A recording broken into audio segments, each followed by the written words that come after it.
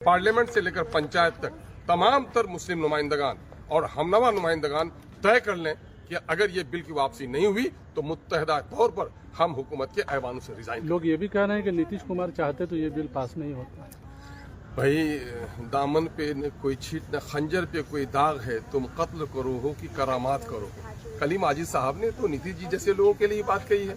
दफा 370 का मामला हो, तलाक बिल हो, NRC हो, कितनी चालाकी से बात कर रहे हैं, है ना। तो फिर इसी तरह उनके झांसे में लोग आ रहे हैं।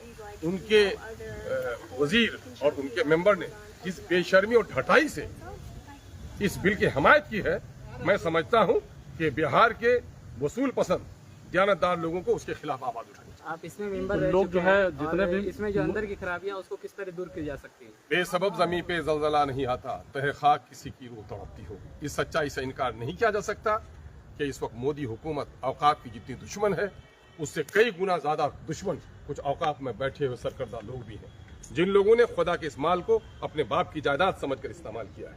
कुछ लोगों ने पार्टी की तरफदारी में इसका इस्तेमाल किया है। मुसलमानों के दरमियान में खाइनों का एक बड़ा तबका है जिसने वक्त की इमलाक को बहुत ज्यादा खुर्द-बुर्द किया है, उसके खिलाफ भी बात उठनी चाहिए। अलमिया इसी बात का है कि जब हम पर हमला होता है तो हम तहफ़्फ़ुज़ के लिए तो बेदार हो जाते हैं, लेकिन तामीर के लिए बेदार नहीं होते। जो कौम तामीर के लिए बेदार नहीं होती है वो कौम अपना तहफ़्फ़ुज़ भी नहीं कर सकती है।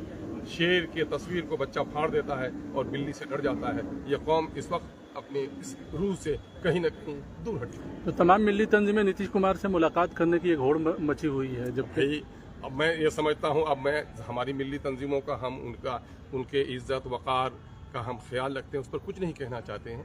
लेकिन जिस तरह से कहा जाता है कि उलमाए हक भी होते हैं, उलमाए सू भी होते हैं, तो कुछ मिली तंजीमें हमारी खैरख्वाह भी होती हैं और कुछ अपने ज़ाती मफाद के लिए इब्नुल वक्ती का भी फरीजा अंजाम देते हैं। क्या आपको लगता है कि ये मामला सिर्फ वक्त की संपत्ति का नहीं है, बल्कि ये खतरा कब्रिस्तान और मस्जिदों पर ये इमलाक का मतलब ये है, कब्रिस्तान, खानकाहें, मदरसे, मसाजिद, ये हमारी औकाफ की इमलाक है।